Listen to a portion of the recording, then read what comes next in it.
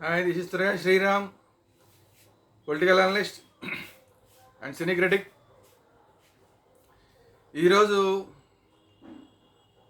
Bunny, Pushpa, Allu Arjun arrest ఏదైతే జరిగిందో మధ్యాహ్నం నుంచి అసలు డ్రామా మామూలుగా లేదు. పోలీసులు వర్సెస్ అల్లు లాయర్లు, మామూలుగా డ్రామా విపరీతంగా జరిగింది. పోలీసులు మార్నింగ్ 11:15కి అల్లు అర్జున్ ఇంటికి వెళ్ళిపోయి బెడ్రూమ్లో దాకా కూడా వెళ్ళిపోయి అదంతా మాట్లాడి మిమ్మల్ని అరెస్ట్ చేస్తున్నామని చెప్పడం. అల్లు అర్జున్ ఏమో అసలు బెడ్రూమ్లో దాకా మీరు ఎందుకు వస్తారు, మీరు రావడానికి మీకు ఏ పర్మిషన్ ఉంది అంటే వాళ్ళేమో మేము అరెస్ట్ చేస్తున్నామని చెప్పి అలాగే తీసుకుని వచ్చేసారు బన్నీని. ఎమోషనల్ సీన్స్ అన్నీ చూసాం మనం. అల్లు అర్జున్ భార్య చాలా ఎమోషనల్ అవ్వడం, కళ్ళంబట్టి నీళ్ళు పెట్టుకోవడం, ఇవన్నీ చూసాం మనం. ఈ మొత్తానికి కారణం ఏంటంటే సంజయ్ థియేటర్లో తొక్కిసలాట సందర్భంగా ఒక మహిళ చనిపోవడం, ఆ మహిళకు సంబంధించిన బాబు చాలా అస్వస్థతకు గురయ్యి చావు బతుకుల నుంచి జస్ట్ బయటపడి చాలా అనారోగ్యానికి గురి కావడం, ఇవన్నీ చూసిన తర్వాత ఆ మహిళ తాలూకా భర్త ఎవరైతే ఉన్నారో అతను కేసు పెట్టాడు అనేది, ఆ కేసు సందర్భంగా ఆల్రెడీ సంజయ్ థియేటర్ యజమాని, సంజయ్ థియేటర్ మేనేజర్ని వాళ్ళని ఎప్పుడోనే అరెస్ట్ చేయడం జరిగింది.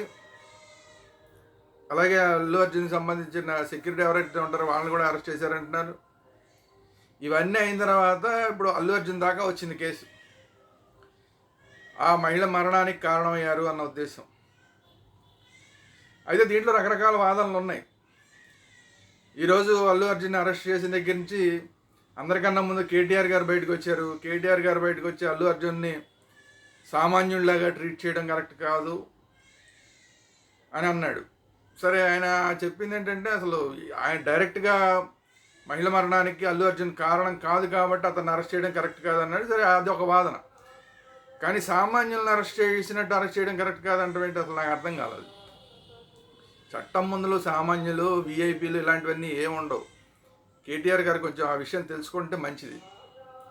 మీరు ఏదైతే వాదన చెప్పారో సరే, ఓకే, డైరెక్ట్గా మరణానికి కాదు కాబట్టి సరే, అతనికి అంత పెద్ద కేసులు, అంత పెద్ద పెద్ద నాన్ బెయిలబుల్ కేసులు పెట్టాల్సిన అవసరం లేదు అని అది డిబేటబుల్, అది వాదించుకోవచ్చు కోర్టులో. అంతే తప్ప సామాన్యుడిలాగా ట్రీట్ చేయడం కరెక్ట్ కాదంటే మాత్రం అది యాక్సెప్టబుల్ కాదు, కేటీఆర్ గారు మాట్లాడిన దాంట్లో. తర్వాత లాస్ట్లో ఆఖరిలో జగన్ గారు కూడా ఈయనకి మద్దతుగా వచ్చారు. అల్లు అర్జున్ గారికి మద్దతుగా తీవ్రంగా ఖండిస్తున్నాను, మా అల్లు అర్జున్ అరెస్ట్ అన్నారు. అల్లు అర్జున్ బాగా స్పందించాడని జగన్మోహన్ రెడ్డి గారు చెప్పారు. ఇక్కడ జగన్మోహన్ రెడ్డి గారు కూడా గుర్తుంచుకోవాల్సింది ఏంటంటే, మీరు అల్లు అర్జున్ని ఖండించడం అనేది ఓకే, మీకు అభిమానం ఉంది, ఖండించవచ్చు, తప్పేం లేదు. ఎవరికి అభిమానం ఉన్నా వాళ్ళు ఖండించవచ్చు, తప్పేం లేదు. కానీ అల్లు అర్జున్ బాగా స్పందించాడంటాం కరెక్ట్ కాదు, ఎందుకంటే చాలా లేట్గా స్పందించాడు. ఆ రోజు అక్కడ విషయం జరిగిన తర్వాత తను వెళ్ళిపోయాడు అక్కడి నుంచి కంటిన్యూగా అతను ఆ కేసును ఫాలోఅప్ చేసి ఉంటే అది వేరే విషయం, నాకు తెలియదని చెప్పాడు. మర్నాడు ఎప్పుడో చాలా లేట్గా రెస్పాండ్ అయ్యి నాకు తెలియలేదు, విషయం లేట్గా తెలిసిందని చెప్పాడు. అది అంత కరెక్ట్గా కనిపించదు ఎవరికైనా, ఎందుకంటే అక్కడ ఏదో గొడవ ఉందనే మధ్యలో వచ్చేసాను. మరి అతను చెప్పినప్పుడు దాన్ని ఫాలోఅప్ చేయాల్సిన బాధ్యత కూడా అతని మీద ఉంది. మరి ఆ ఫాలోఅప్ చేయకుండా వచ్చేసాడు, లేట్గా రెస్పాండ్ అయ్యాడు. సరే, ఓకే, బాగానే రెస్పాండ్ అయ్యారు మీరు అన్నారు, ఓకే, మీకు అలా అనిపించింది కరెక్ట్, ఓకే, అదే మీ అభిప్రాయం మీది, తప్పేం లేదు. కానీ ఇక్కడ అందరూ గుర్తుపెట్టుకోవాల్సింది ఏంటంటే, ఈ అల్లు అర్జున్కి సంబంధించి ఫైనల్గా ఎలాగా అందరికీ తెలిసిన విషయమే, లాస్ట్ మినిట్లో మధ్యంతర బెయిల్ వచ్చింది. ఆల్రెడీ కేసుని స్క్వాష్ చేయడానికి హైకోర్టు ఒప్పుకోలేదు. స్క్వాష్ చేయడానికి ఒప్పుకోలేదు అంటే కేసును కొట్టేయడానికి ఒప్పుకోలేదు. అంటే కేసు పెట్టవచ్చు అల్లు అర్జున్ మీద అని చెప్పి హైకోర్టు కూడా కన్ఫర్మ్ చేసినట్టే కదా. కింది కోర్టు అలాగా రిమాండ్ చేసింది, 14 రోజులు రిమాండ్ చేసింది, బెయిల్ కూడా ఇవ్వకుండా. సరే, లాస్ట్లో ఆఖరిలో అదృష్టం బాగుంది, మధ్యంతర బెయిల్ వచ్చింది. ఆ మధ్యంతర బెయిల్ విషయంలో కూడా ఎందుకు వచ్చిందంటే, గతంలో జరిగిన కొన్ని సంఘటనలని సమర్థవంతంగా అల్లు అర్జున్ లాయర్లు చెప్పారు. అల్లు అర్జున్ లాయర్లు అంటే అసలు అదంతా కూడా వైసీపీ లీగల్ టీం దీంట్లో ఇన్వాల్వ్ అయ్యారని చెప్పి అన్నింటిలోనూ వార్తలు వస్తున్నాయి. అసలు వైసీపీ లీగల్ టీం దీంట్లో ఎందుకు ఇన్వాల్వ్ అయ్యారనేది ఇంకొక ఆసక్తికరమైన అంశం. ఎందుకంటే ఈ మధ్య పుష్ప రిలీజ్ అప్పుడు కూడా పోస్టర్ల నిండా కూడా ఎక్కడ ఆంధ్రాలో అంతా కూడా ఆ వైసీపీ వాళ్ళు పుష్ప బొమ్మ పక్కన వైసీపీ నాయకుల బొమ్మ వేసుకుని ప్రచారాలు చేశారు. ఇప్పుడు ఏకంగా వైసీపీ లీగల్ టీమే అల్లు అర్జున్కి సహకరించింది అనేది ఇప్పుడు ఇంకొక వార్త. మరి ఇది ఎందుకు జరుగుతుంది అనేది చూడాలి. రాబోయే రోజుల్లో కొంచెం డిబేటబుల్ అంశం ఇది కూడా. ఎందుకని వైసీపీ లీగల్ టీం ఇందులో ఇన్వాల్వ్ అయ్యింది అనేది అది ఒక డిబేటబుల్ అంశం రాబోయే రోజుల్లో. సరే, ఎనీవే ఈరోజు వరకు చూస్తే గతంలో షారూఖ్ ఖాన్కి సంబంధించిన ఒక కేసు విషయంలో సుప్రీం అప్పుడు కోర్టు కూడా స్క్వాష్ చేసింది. అంటే అప్పుడేదో షారూఖ్ ఖాన్ ఒక చోట నుంచి ఇంకో చోటకి వెళ్తూ ట్రైన్లో మధ్యలో తన పేరు మీద ఉన్న బాల్స్ ఏవో అలాంటివన్నీ అభిమానులు ఎక్కడ కనబడితే అక్కడల్లా వాళ్ళ మీద విసరటం ఇట్లాంటివన్నీ చేసి వాళ్ళని ఉత్సాహపరుద్దామన్న ఉద్దేశంతో చేసిన చోట తన టీషర్ట్లు కొన్ని విసరటం ట్రైన్లో నుంచి అభిమానులు ఉన్న దగ్గర అట్లా చేయడం వల్ల ఒక చోట తొక్కిసలాడై కొంతమంది చనిపోయారు.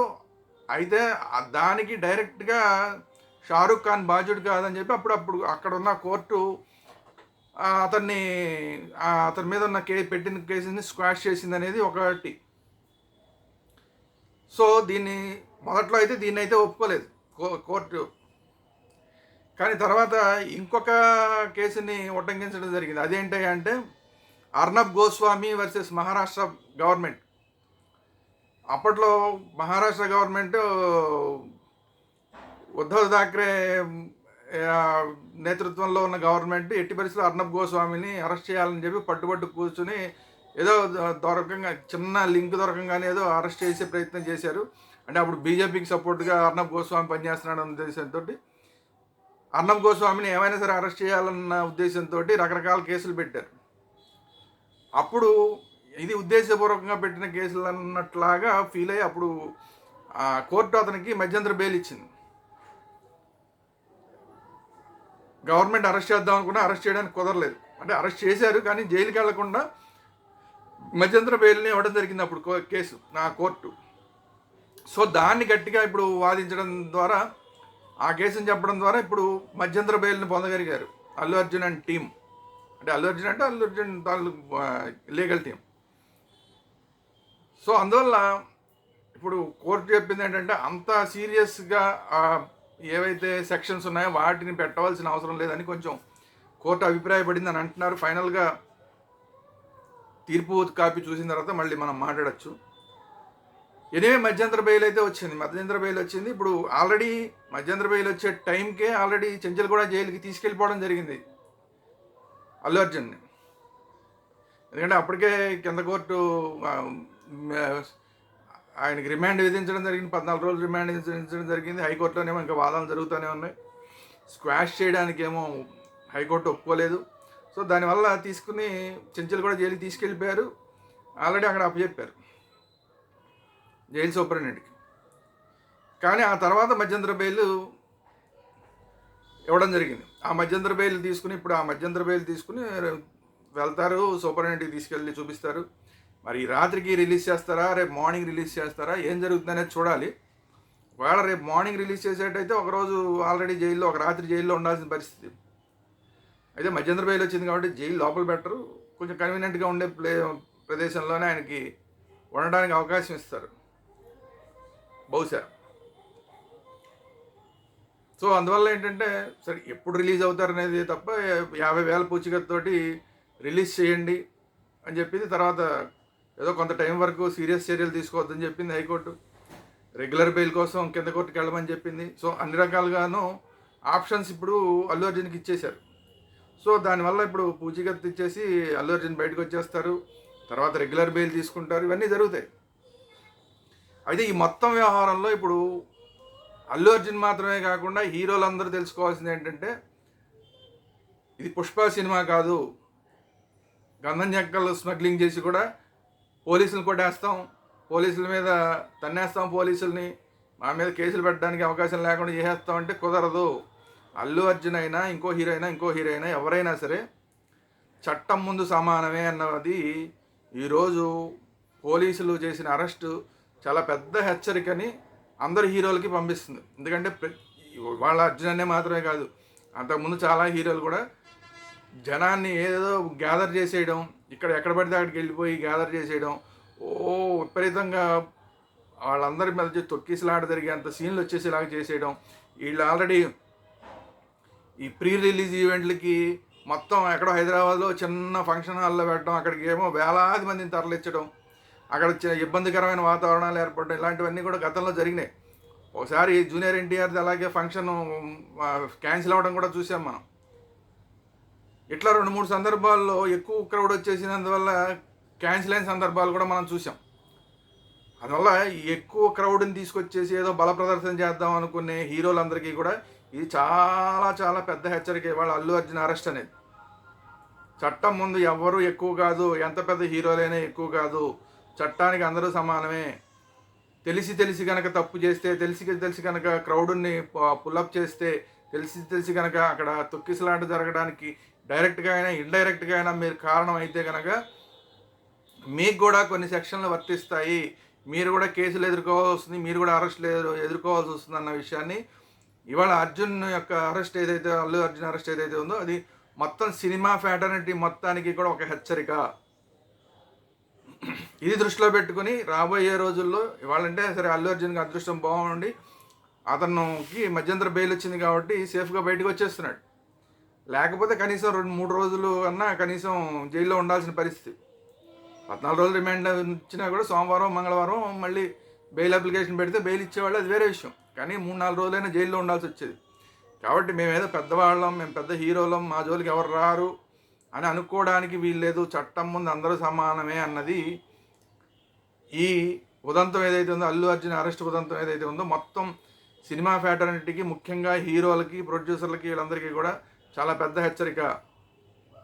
సంధ్యా థియేటర్ యాజమాన్యం ఆల్రెడీ కేసులు ఎదుర్కొంటుంది.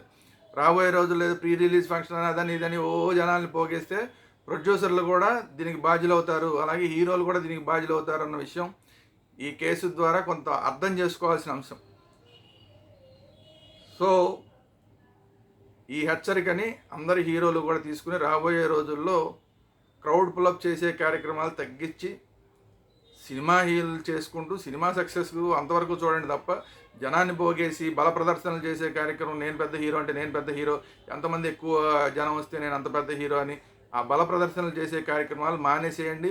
అలాగే రోడ్ షోలు చేయడం, ఇష్టారాజ్యంగా పర్మిషన్లు లేకుండా రోడ్ షోలు చేసేయడం, ఎక్కడికంటే అక్కడికి వెళ్ళిపోయి మీటింగ్ సడన్గా వెళ్ళిపోయి అందరికీ చేతులు పేయడం, కాళ్ళు పేయడం చేస్తే కనుక చేతులకి బేడీలు పడే అవకాశం ఉందన్నది అల్లు అర్జున్ ఉదంతం అందరికీ గుర్తు చేస్తుంది. సో ఈ హెచ్చరికని మొత్తం సినిమా ఫ్యాటర్నిటీ అంతా తీసుకోవాల్సిన అవసరం ఉన్నది. ఇది ఈరోజు వీడియో. ఈ వీడియో కనుక మీకు నచ్చినట్టయితే లైక్ చేయండి. అట్ ది సేమ్ టైం మీ అభిప్రాయాలు ఏంటనేది కామెంట్ రూపంలో తెలియజేయండి. ఈ వీడియోని అందరికీ షేర్ చేయండి. అలాగే మన channels, Vedanta channel, at the same time cinema Vedanta channel, 2 ఛానల్స్ని కూడా సబ్స్క్రైబ్ చేయండి. Thank you very much.